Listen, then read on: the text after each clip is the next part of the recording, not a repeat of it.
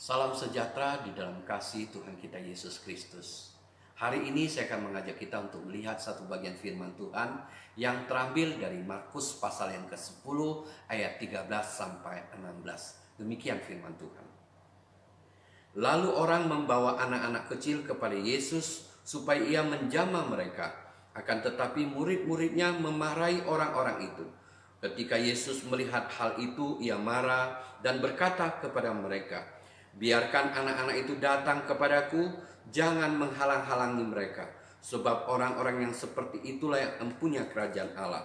Aku berkata kepadamu, sesungguhnya barang siapa tidak menyambut kerajaan Allah seperti anak kecil, ia tidak akan masuk ke dalamnya." Lalu ia memeluk anak-anak itu dan sambil meletakkan tangan atas mereka, ia memberkati mereka. Kita melihat di dalam perikop ini, murid-murid menghalang-halangi orang membawa anak-anak kecil datang kepada Tuhan. Dan mereka bukan sekedar menghalangi, bahkan firman Tuhan mengatakan mereka marah kepada orang yang telah membawa anak-anak kecil itu. Kenapa murid-murid mempunyai sikap seperti itu? Kalau kita perhatikan, apakah ini ajaran firman Tuhan? Tentu tidak. Firman Tuhan tidak pernah mengajarkan hal itu. Bahkan kalau kita perhatikan firman Tuhan, bahkan sejak dalam perjanjian lama, kita dapatkan betapa Tuhan peduli kepada anak-anak. Betapa Allah mengasihi anak-anak sama juga seperti Dia mengasihi orang-orang dewasa yang Dia kasihi. Dia mengasihi anak-anak sejak mereka masih kecil. Kita melihat bagaimana Tuhan memberi perintah kepada umat Tuhan untuk pada saat anak-anak ini berumur 8 hari untuk dibawa kepada Tuhan.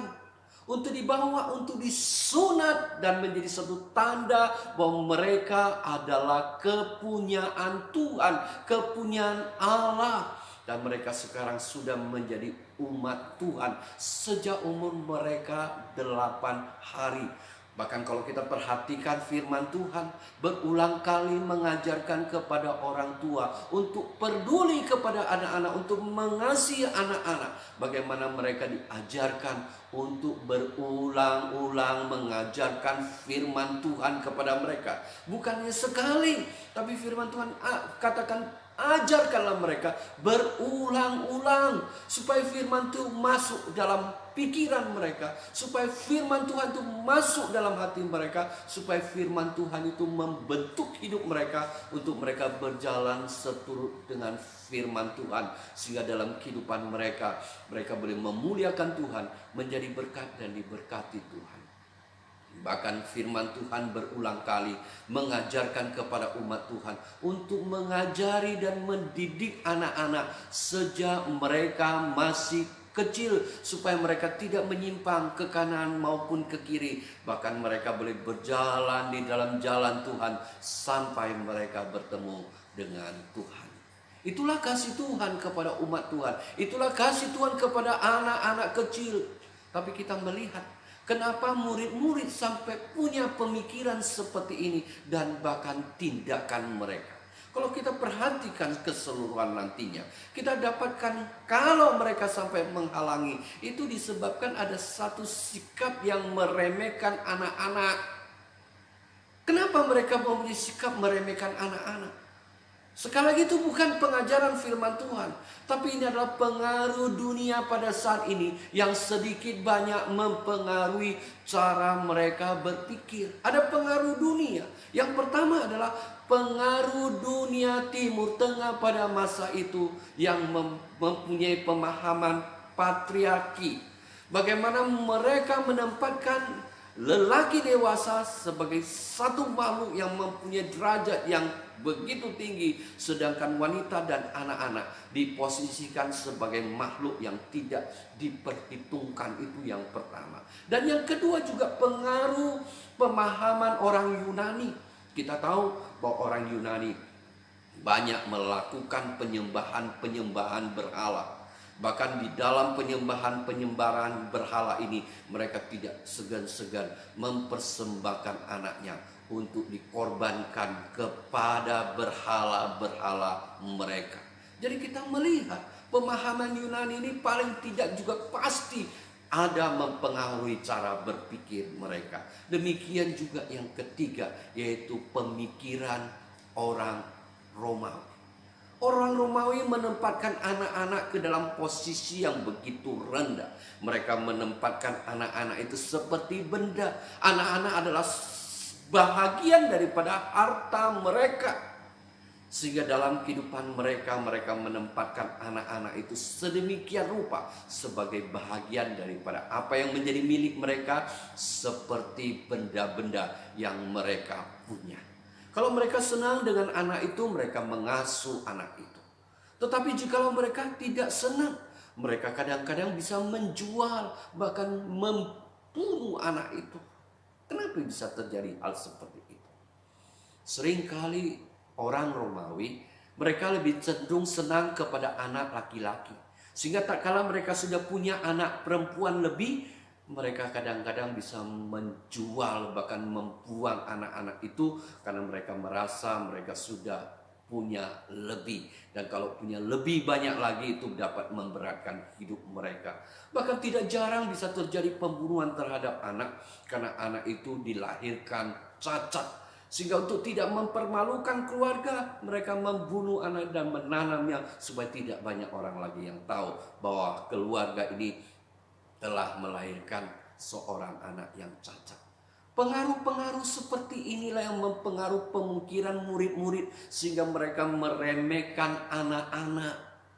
Tapi lebih jauh lagi daripada itu, ada satu pemahaman dalam pemikiran mereka, yaitu mereka punya konsep yang salah. Inilah yang saya sering ulang, bahwa mereka punya konsep yang salah terhadap Mesias. Mereka menganggap bahwa Mesias adalah orang yang akan memimpin mereka, mengusir penjajahan, mengusir penjajah, dan kemudian melalui kepemimpinan Mesias ini yang nantinya akan menjadi raja, mendirikan satu kerajaan yang jaya, di mana dia akan menjadi raja yang besar, memimpin mereka hidup dalam kerajaan yang besar ini. Jadi mereka mempunyai pemikiran dan punya konsep seperti itu, sehingga mereka menganggap bahwa mengurus anak-anak itu terlalu remeh.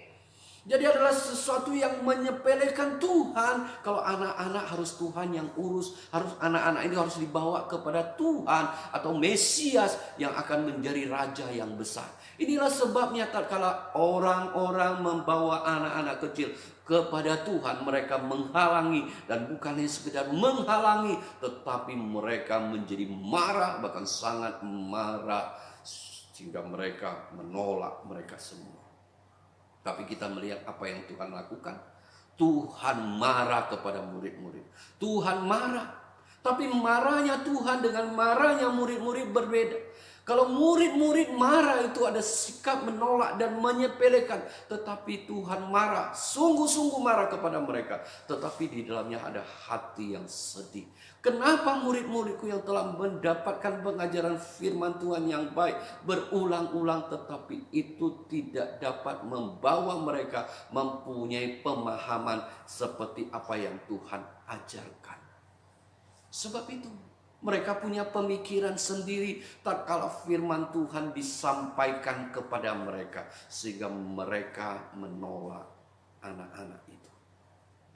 Tuhan berkata kepada mereka bahwa anak-anak inilah yang empunya kerajaan surga. Mereka yang empunya daripada kerajaan Allah. Dan orang-orang yang ingin masuk ke dalam kerajaan surga, ingin masuk ke dalam kerajaan Allah itu, mereka juga harus mempunyai sikap seperti anak-anak.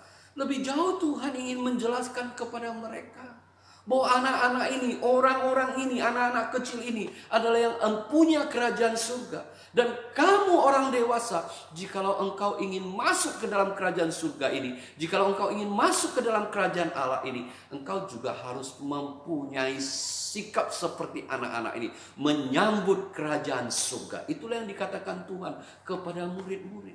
Maukah engkau masuk ke dalam kerajaan Allah? Maukah engkau masuk ke dalam kerajaan surga, kerajaan Allah itu? Maka engkau harus menyambutnya seperti anak kecil ini. Apa maksud Tuhan? Apa yang dimaksud dengan kerajaan Allah atau kerajaan surga? Apakah ini bicara tentang surga? Tentu tidak. Kalau ini bicara tentang surga, ini konsepnya akan kacau. Seolah-olah kita masuk surga karena kita mempunyai sikap seperti anak kecil menyambutnya. Tentu tidak seperti itu. Tapi ini bicara tentang kerajaan surga. Bicara tentang sebuah pemerintahan Allah, di mana Allah yang berdaulat, di mana kehendaknya dinyatakan, di mana Dia dipuji dan dimuliakan di dalam kerajaan Allah itu. Di mana Tuhan Yesus mengatakan, tak kala Dia mengusir roh-roh jahat, di tengah-tengah kamu kerajaan Allah dinyatakan. Kenapa? Karena di situ kedaulatan Allah dinyatakan, kehendak Allah dinyatakan. Kalau bicara tentang kerajaan Allah, itu tidak bicara tentang apa yang terjadi pada saat itu. Pada saat Tuhan Yesus datang atau di dalam kekekalan. Tetapi bicara tentang kerajaan Allah adalah bicara tentang aspek kekinian dan juga aspek yang akan datang. Aspek kekinian bicara tentang bagaimana saat ini kita hidup, menjalani kehidupan kita.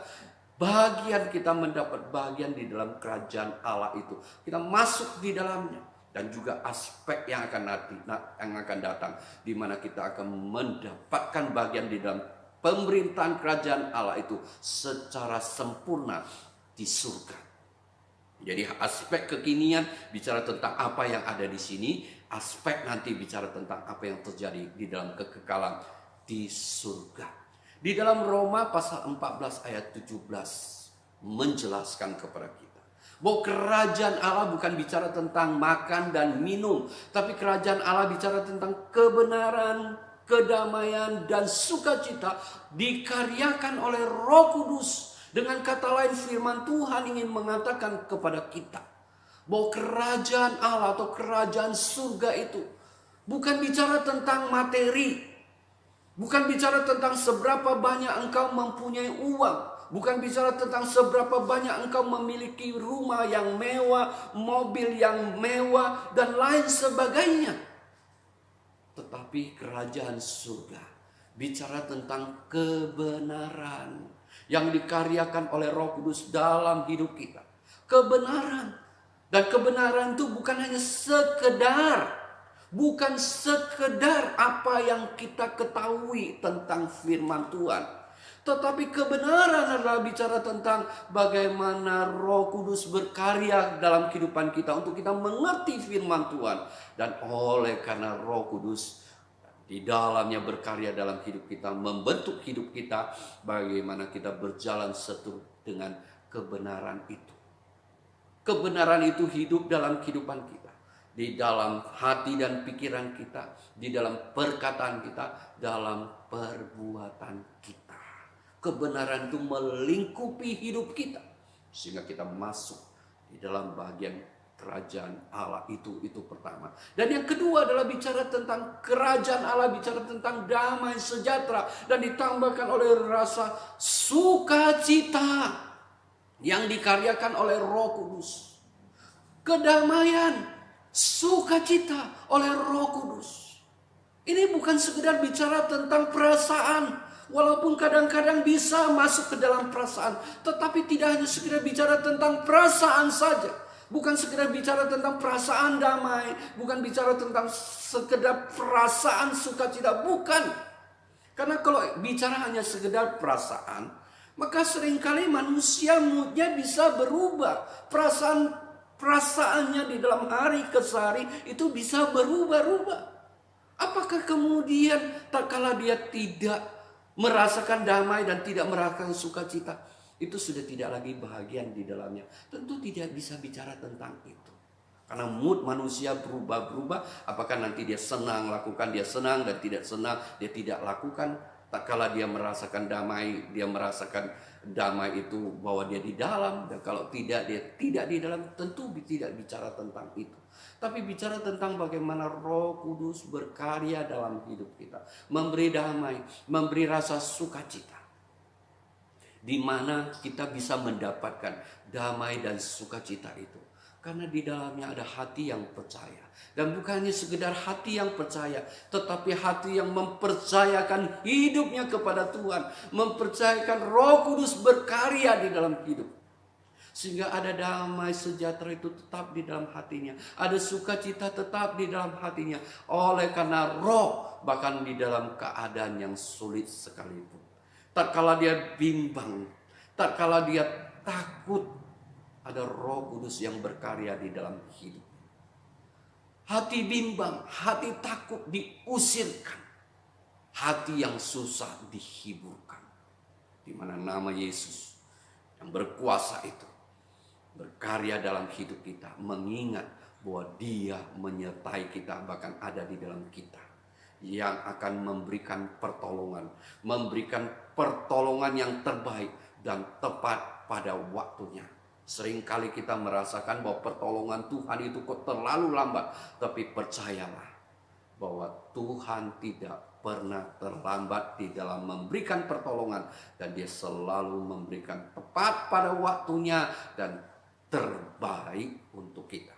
Tatkala kita mempercayakan hidup kita kepada Tuhan, di mana ada damai, ada sukacita yang terus menetap di dalam hidup kita. Bicara tentang kerajaan Allah adalah bicara tentang kebenaran, damai, sukacita di dalam kehidupan kita yang memancar keluar, di mana Tuhan dimuliakan, Tuhan ditinggikan, dan bagaimana kita tahu bahwa di dalamnya Allah selalu memberikan yang terbaik dan tepat pada waktunya bagi kita. Dan lebih lanjut lagi, firman Tuhan bicara tentang bahwa kita harus menyambut kerajaan surga itu seperti seorang anak kecil. Kita harus menyambut kerajaan Allah itu seperti kita anak kecil yang menyambut kerajaan surga. Bersikap seperti anak kecil menyambut kerajaan surga. Apa maksudnya? Tentu tidak bicara tentang kita menyambut kerajaan Allah itu seperti kanak-kanak atau kekanak-kanakan. Bukan, firman Tuhan gak suruh kita menjadi orang yang mempunyai sifat kekanak-kanakan. Tentu tidak. Ya, anak-anak kekanakan, ya, orang tua yang sudah tua tetapi masih kekanak-kanakan. Bukan itu. Ya, sedikit-sedikit ngambek, sedikit-sedikit sakit hati, sedikit-sedikit memperhitungkan, aku kok dikasih kurang, aku kok dikasih lebih pun salah, dikasih kurang pun salah. Semuanya serba salah, itu kanak-kanak. Tentu tidak seperti itu. Firman Tuhan katakan untuk kita menyambut kerajaan Allah, menyambut kerajaan surga seperti anak kecil menyambutnya. Bicara tentang apa? Ini tentu bicara tentang bagaimana sikap anak kecil yang begitu sederhana dan polos. Itu yang pertama. Kita mengambil sikap yang baik dari anak kecil itu. Yang pertama, mereka mempunyai sikap yang sederhana dan polos. Mereka tidak ada kelicikan di dalamnya. Mereka polos, tidak neko-neko, mereka berjalan lurus, berpikir lurus, tidak ada kelicikan. Dan kalau mereka marah, mereka tidak terlarut-larut di dalam kemarahan itu, apalagi sampai menjadi dendam. Oleh sebab itu kalau kita melihat kadang-kadang anak kecil, mereka itu kadang berantem, bahkan sampai nangis. Tapi sebentar mereka bertengkar, mereka kemudian berbaikan lagi. Oleh sebab itu kalau anak kecil lagi berantem, jangan kita kemudian ikut campur untuk membela salah satunya. Oh, jangan, kamu nakal kali ya. Kenapa kau buat ini begini-begini? Kalau kebetulan itu anak orang lain dan kedengaran orang tuanya, itu bisa ribut. Kalau kita ribut dengan tetangga gara-gara ribut masalah anak, kita lagi ribut, anak-anak sudah baik kembali. Gak perlu. Karena mereka sebentar lagi akan berbaik. Kalau kita bisa lerai kalau dalam situasi mereka berantem, oke. Tetapi jangan sampai kita ikut untuk marah, ikut ribut gara-gara anak kecil. Tentu tidak perlu. Inilah anak kecil. Mereka begitu polos, mereka itu begitu sederhana. Mereka tidak menyimpan kemarahan itu berlarut-larut, apalagi menyimpan menjadi dendam. Dan mereka juga tidak ada kelicikan dalam hidup mereka. Salah satu yang kita melihat kelicikan manusia, ambil contoh, adalah Yudas Iskariot. Suatu ketika Maria, saudara daripada Marta, mempersembahkan minyak narwastu, setengah kati minyak narwastu yang mahal, dipersembahkan kepada Tuhan dengan mengurapi kaki Tuhan. Bagaimana kemudian Yudas Iskariot menjadi marah. Dia mengatakan, kenapa engkau memboroskan minyak ini? Kalau dijualkan laku 300 dinar dan kemudian bisa dibagikan kepada orang miskin, itu bisa menyelamatkan atau membantu orang yang dalam kekurangan. Kelihatannya baik sekali niat hatinya Yudas Iskariot. Tetapi sebenarnya bukan itu yang dipikirkan. Firman Tuhan katakan dia pencuri. Dia seringkali mencuri uang yang ada di dalam perbendaharaan Tuhan. Karena dia adalah bendahara, dia sering ambil. Dia pikir kalau uang itu tadi dijual kan bagus. Kalau disimpan di tangannya, dia bisa ambil dengan jumlah yang lebih banyak karena ada uang yang banyak. Inilah kelicikan. Tapi anak-anak tidak ada sikap yang licik. Karena dia sederhana, dia polos. Seperti itulah kita menyambut kerajaan surga. Seperti itulah kita menyambut kerajaan Allah. Ada kesederhanaan, ada kepolosan. Dan yang kedua, sikap anak yang baik adalah dia mudah diajar. Beda dengan orang dewasa. Ini bukan berarti bahwa anak-anak lebih cerdas atau anak-anak otaknya lebih fresh. Bukan, kita nggak bicara itu. Tetapi ini bicara kenapa anak-anak itu mudah diajar. Karena dalam pemikirannya dia tidak ada pemahaman-pemahaman yang lain. Masih murni pemikirannya. Beda dengan orang dewasa. Ada pemahaman-pemahaman sendiri. Ada pemikiran sendiri. Sehingga waktu firman Tuhan datang, kalau tidak sesuai dengan pemahamannya, pemikirannya firman Tuhan mental. Contohnya adalah bagaimana murid-murid berulang kali Tuhan katakan dia akan menderita dan mati. Tapi mereka tidak paham, mereka tidak mengerti. Kenapa? Karena mereka punya pemahaman yang berbeda. Mereka punya pemahaman sendiri yang berbeda dengan apa yang Tuhan ajarkan. Sehingga firman Tuhan itu mental. Jadi kita kalau mau menyambut kerajaan surga, kita harus mempunyai sikap seperti anak kecil itu. Mudah diajar. Buang konsep-konsep lama kita. Pemahaman-pemahaman lama kita. Biarlah firman Tuhan itu masuk dalam hati dan pikiran kita. Untuk membentuk hidup kita.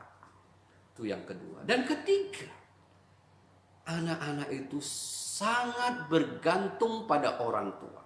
Dan bukan hanya sekedar sangat bergantung, tetapi mereka percaya, bahkan mempercayakan hidupnya kepada orang tua. Demikianlah juga dengan kita. Kita menyambut kerajaan Allah, kita menyambut kerajaan surga seperti anak kecil ini. Bergantung penuh kepada Raja di atas segala raja, yaitu Tuhan kita Yesus Kristus. Pemilik kerajaan Allah ini bergantung kepada Dia. Bergantung secara penuh, percaya, dan bukannya sekedar percaya, bahkan lebih jauh adalah mempercayakan hidupnya kepada Tuhan yang sebagai raja di atas kerajaan segala raja itu. Maka kita bisa masuk ke dalam kerajaan Allah dengan sikap seperti anak kecil yang seperti ini. Jadi kita mau mendapat bagian masuk ke dalam kerajaan Allah itu, kita harus bersikap seperti anak kecil menyambut kerajaan surga yang kita bisa lihat di dalam contoh yang ada. Lebih jauh lagi kita melihat bagaimana Tuhan mengasihi anak-anak. Dia memeluk anak-anak itu. Bahkan kemudian dia memberkati mereka.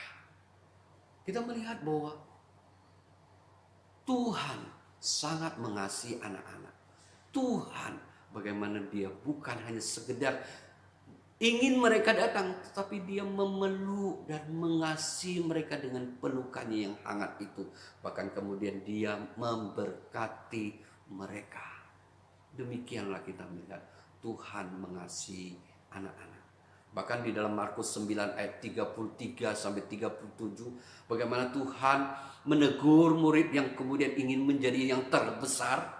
Tuhan katakan, kau yang ingin menjadi yang terbesar, engkau harus menyambut anak kecil ini.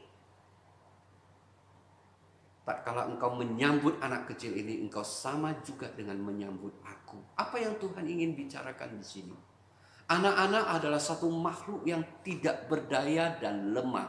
Jadi kau yang ingin menjadi pemimpin, engkau yang ingin menjadi terbesar, engkau harus melayani, menyambut anak kecil ini. adalah suatu makhluk yang lemah, suatu makhluk yang tidak berdaya, yang perlu engkau sambut dan engkau layani. Tak kala engkau sambut dan layani mereka sedemikian rupa, sama juga engkau menyambut aku.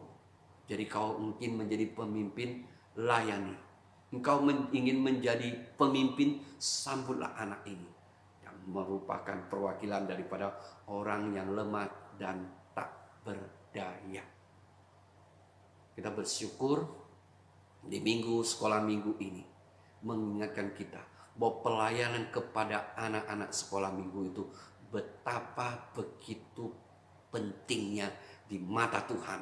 Biarlah kita yang sudah dipercayakan untuk tugas pelayanan ini kita lakukan dengan baik, karena upahmu besar di surga.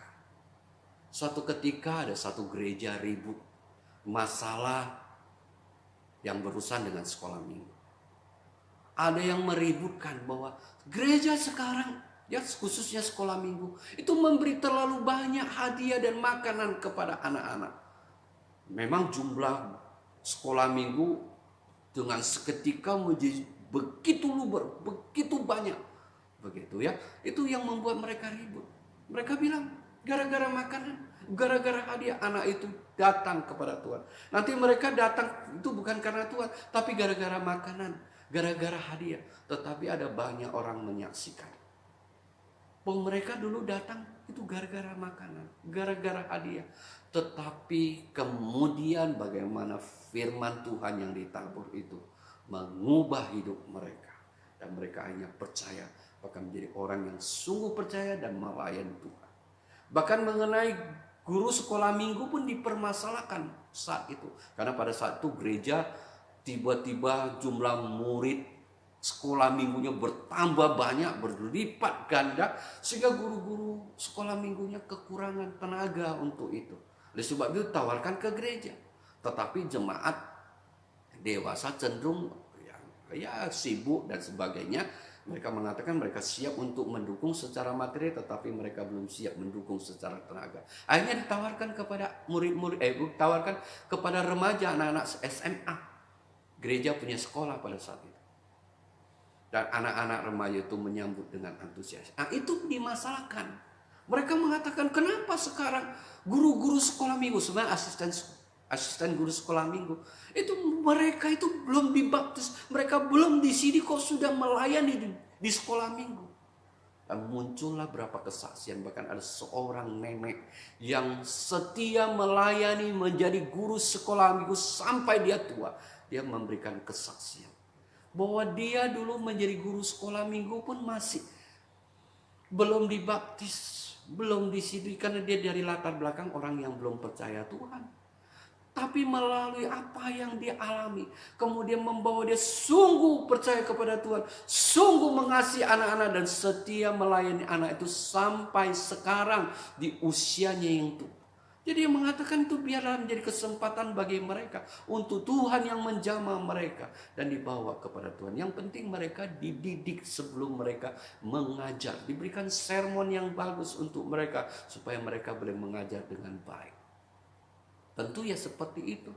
Mereka menjadi asisten dulu, belajar dari guru-guru seniornya, dan kemudian mereka bagaimana dididik, dipersiapkan kalau nanti mereka menyampaikan cerita firman Tuhan. Dan nenek inilah yang saya ingat. Ya, walaupun dia tidak cerita, tapi saya tahu nenek inilah yang suatu ketika melihat ada seorang anak, dia mengintip-intip orang yang lagi sekolah minggu karena ada temannya di dalamnya. Dia mengintip-intip. Dan nenek ini kemudian memanggil anak itu dengan ramah, tapi anak itu lari pergi meninggalkan nenek itu. Nenek itu percaya minggu depan dia akan datang. Demikianlah benar, minggu depan anak itu datang lagi. Nenek itu putar dengan satu putaran yang membuat anak itu tidak ada jalan keluar lagi. Dan kemudian dengan ramah dia menyambut anak itu dan memegang anak itu dan berbicara dengan lembut dan ramah kepada dia. Dan kemudian membawa anak itu masuk ke kelas sekolah minggu.